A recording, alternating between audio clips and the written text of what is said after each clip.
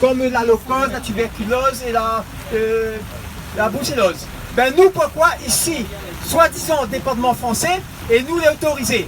Est-ce que nous les Français, juste quand il arrive pour voter, ou est-ce que nous les Français pour être Français? Alors moi, la chose que je lui demande, moi, il veut plus la leucose, mais il veut plus de cette maladie, les maladies réglementées dans nos troupeaux. Moi, il veut qu'il enlève. Parce qu'aujourd'hui, c'est tromper la population quand il dit que nous fait de la mascarade. Non, c'est pas nous qui fait la mascarade. C'est ces personnes dans le bureau qui fait la mascarade quand il dit que les bœufs n'est pas malade. Si les bœufs n'est pas malade, monsieur Garcia, si les bœufs n'est pas malade, madame la dame, venez ici, venez nous expliquer. Parce que vous êtes des menteurs. Voilà tout ce que j'avais à dire.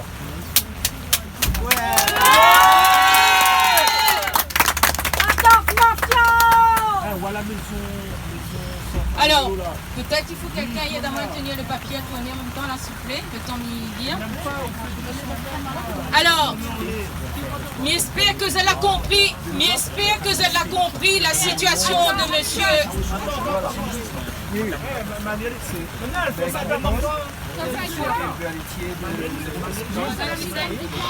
Alors, j'espère que elle a compris la situation de monsieur Lorette.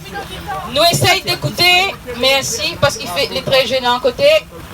Marmaille, à chaque fois que un éleveur il décide de faire une conférence, une bête, soit il agonise, soit il meurt. Après madame Lorette, c'est au tour de monsieur Beck de crier sa rage, sa douleur aujourd'hui. 3 vaches les à terre, apparemment, il attend la mort, Naen est déjà mort. On dirait même que les animaux, ils sentent l'heure. Ces 2 éleveurs ont été virés le même jour par notre propre filière. C'est ensemble que ça va battre à Zot pour rétablir la vérité, pour donner l'exemple aux autres éleveurs. Ces 2 familles sont en train de vivre l'enfer.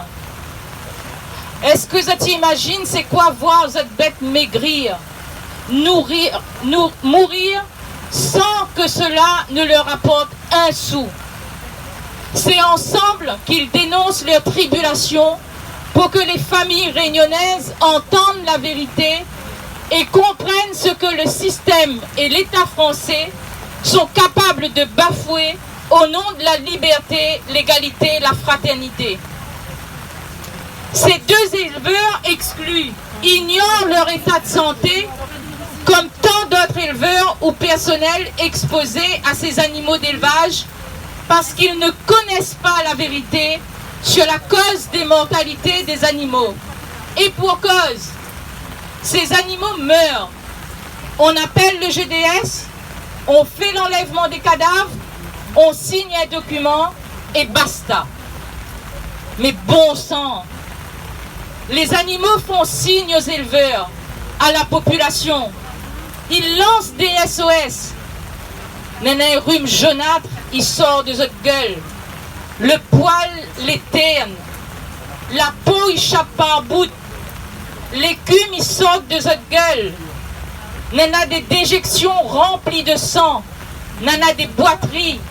Les vaches les amaigries. Saurons-nous les voir en vérité? Ces éleveurs, eux, l'ont montré les photos. Mais ils ne sont pas vétérinaires. Alors que ça, les administrations l'ont fait depuis mars 2019, où ça les fait l'a commencé. Et bien c'est la DAF que les maîtres d'œuvre. Elle envoie un courrier d'accompagnement pour tendre la main aux éleveurs. Mais ces derniers refusent le simulacre. Et venant, Madame Lorette reçoit un PV et Monsieur Lorette une garde à vue pour exposition de cadavres. Mais encore, la passée. Un 2e PV et un rapport de visite d'élevage arrivent 2 mois après la visite qui veut accabler encore Madame Lorette. Allons bouche songier. La DAF a annoncé qu'elle a fait faire l'autopsie sur la 4e vache. Entendez par là qu'elle a payé. Au fait, combien? Une autopsie? 2 autopsies? 3 autopsies? On ne sait pas. on a des bouts, enfin plutôt des extraits, un assemblage de textes qui n'est pas compréhensible pour Madame Laurette et que vient confirmer le vétérinaire de la possession, je ne sais pas. Alors Madame Laurette nous avait posé un certain nombre de questions au vétérinaire concernant l'autopsie que lui a dit fait, c'est le vétérinaire de l'autopsie. Et nous va laisser donc là pour les journalistes le document, même si d'autres peuvent voir. Et à l'ensemble des questions, il répond je ne sais pas. Pourtant il a fait l'autopsie, je ne sais pas. Où ça lui a, quel prélèvement, je ne sais pas. Et pourtant il a fait l'autopsie. Alors, tu bouges encore, allons les convoquer par 2 fois. On fera venir le conseiller juridique de la DAF. En dernier, on hurlera sur eux. On menacera l'avocate pour bien montrer qu'on est bien au-dessus de cette justice. Alors, que savez-vous des maladies animales? Vous n'êtes pas vétérinaire en parlant de l'avocate. Mais punaise, faites taire la défare. Oh, aujourd'hui c'est la goutte de pluie, mais pour Bana, là, on faisait une goutte de lait. La DAF travaille pour vous la nuit, le jour, même le samedi. Il envoie un texto, il envoie un courrier. On donnera à manger à vos bêtes. Mais ne dites plus rien à la presse.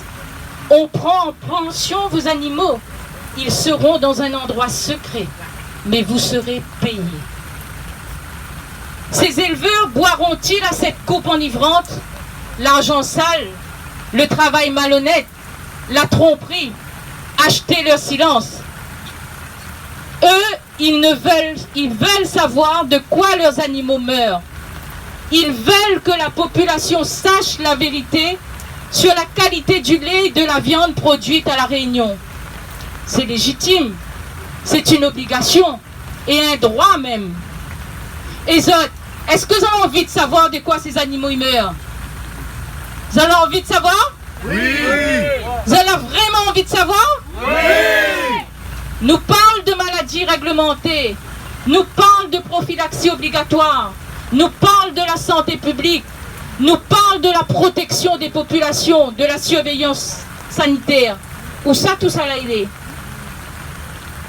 Les mentalités sont déjà reconnues par les autorités, les vétérinaires et l'administration. Et nous va démontrer à ça. Les mentalités ou avortements dans les élevages réunionnais ne sont pas un fait nouveau. Dans l'histoire réunionnaise, même si les autorités n'ont pas tenu compte de la défense ou que les éleveurs partis en procès aient été déboutés, il n'empêche que les expertises menées dans le cadre de différentes affaires judiciaires sont véridiques et ont révélé que ce sont des maladies animales européennes importées qui ont contaminé nos élevages réunionnais et causé les dégâts dans les élevages. Des cheptels entiers ont été décimés. En 2005-2006, le GDS a tenté de mener une campagne d'information sur les avortements de ruminants. Mais nous la demandons à M. Boeg, que l'on a plus d'expérience dans l'élevage, s'il y a eu vent de cette campagne. Et il y a dit non. La liste y annonçait 7 maladies pouvant entraîner les avortements. Et en premier, en gros, en gras, c'était la brucellose.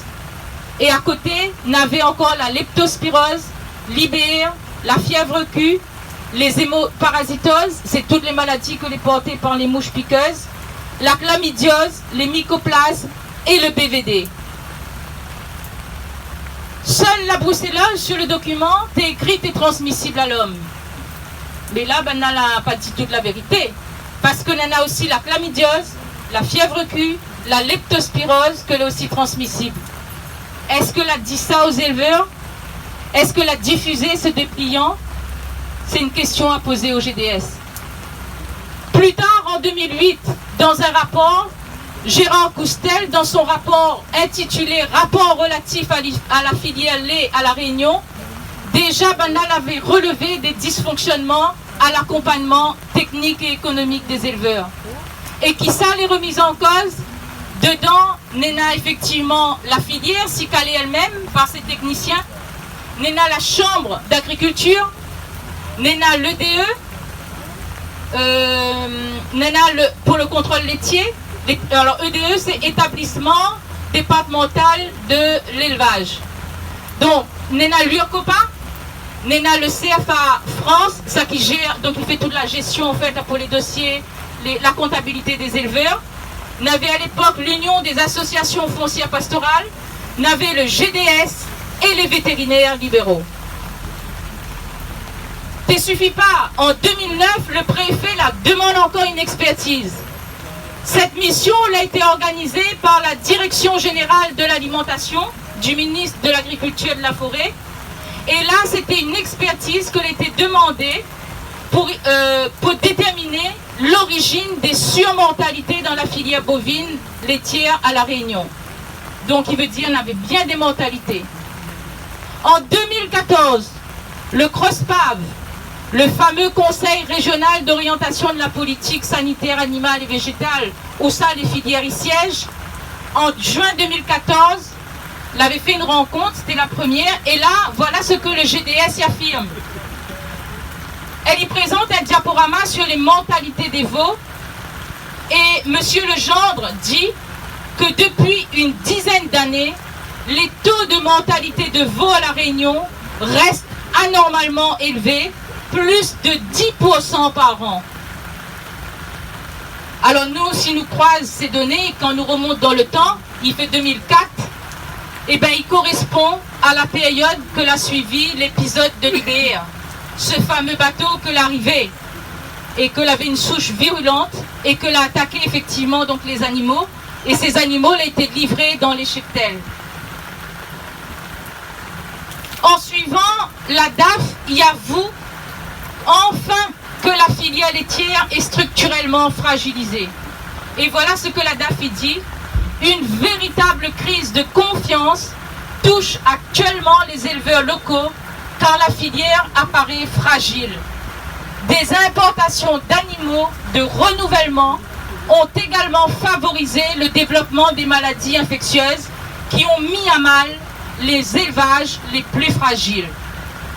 Alors, si tout le monde y connaît tout ça, avec tous ces éléments que nous n'avons, pourquoi nous sommes toujours dans cette même situation, voire pire? Est-ce encore un simulacre pour l'Europe?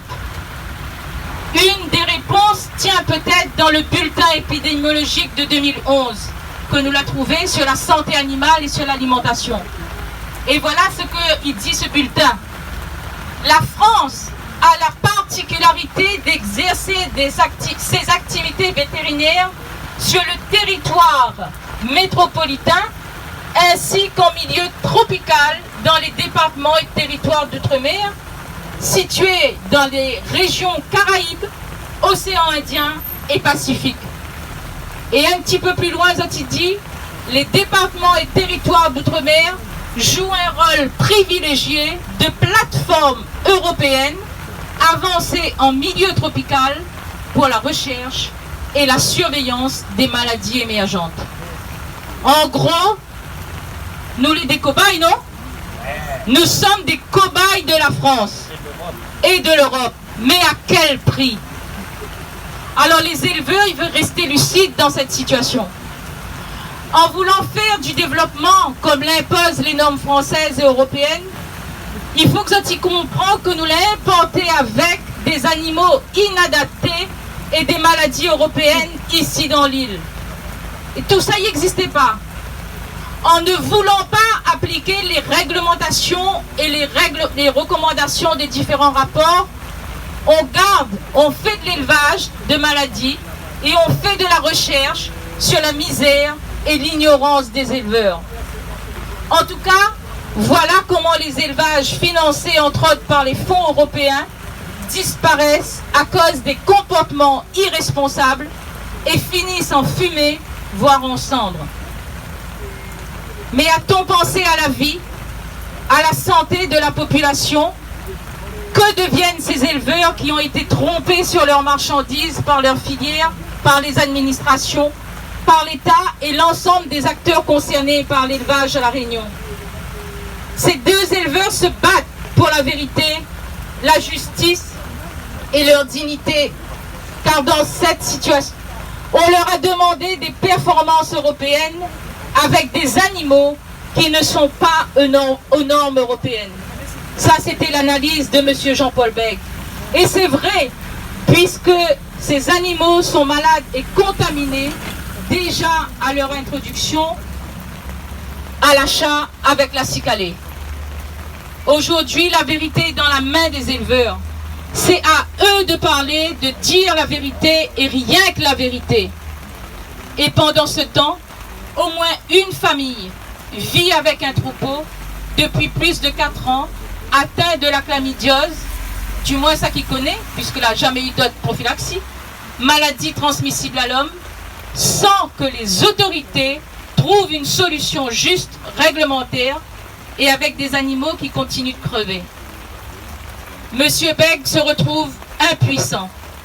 Ne pas savoir de quoi ces animaux meurent, vivre quotidiennement avec elles, dégrade son moral, la santé psychologique et physique de cette famille travailleuse et solidaire. Seuls des examens complémentaires sur toutes ces bêtes pourront élucider ce mystère sur les causes des mortalités des bovins. Mais la décision est dans les mains du vétérinaire. C'est lui qui doit émettre les suspicions pour déclencher une alerte et débloquer les fonds pour des analyses.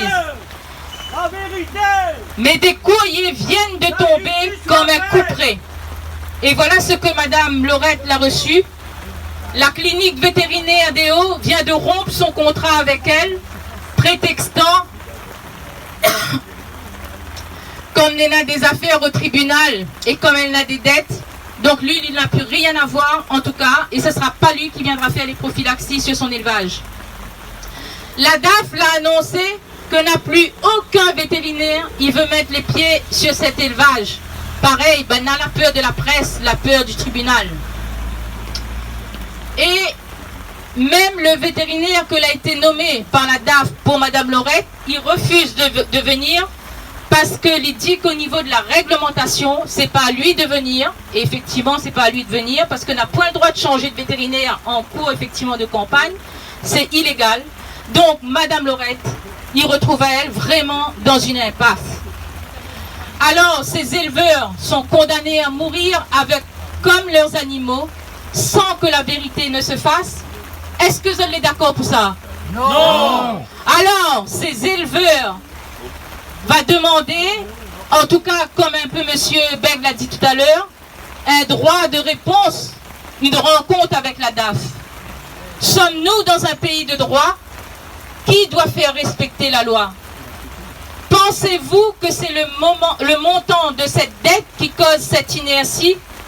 Ces deux éleveurs témoignent que d'autres éleveurs ont beaucoup plus de 2000 € de dette aux vétérinaires. Il faudrait mener une enquête pour voir si les prophylaxies ne sont pas aussi faites chez eux. Car le GDS a affirmé que les élevages de M. Bègue et Mme Laurette n'étaient pas les seuls cas où il n'y avait pas de prophylaxie. Alors, surveillance sanitaire ou poubelle sanitaire?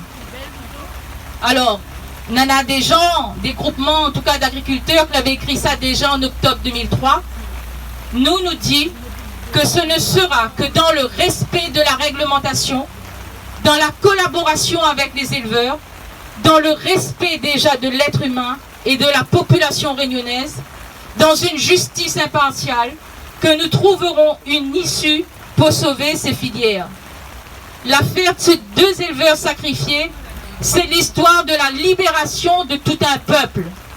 Prenons garde de ne pas redevenir esclaves et demeurons fermes dans cette liberté pour la sauvegarde de la vie saine avec des animaux sains. C'est ce que défendent la DEFAR et ses éleveurs. Bravo.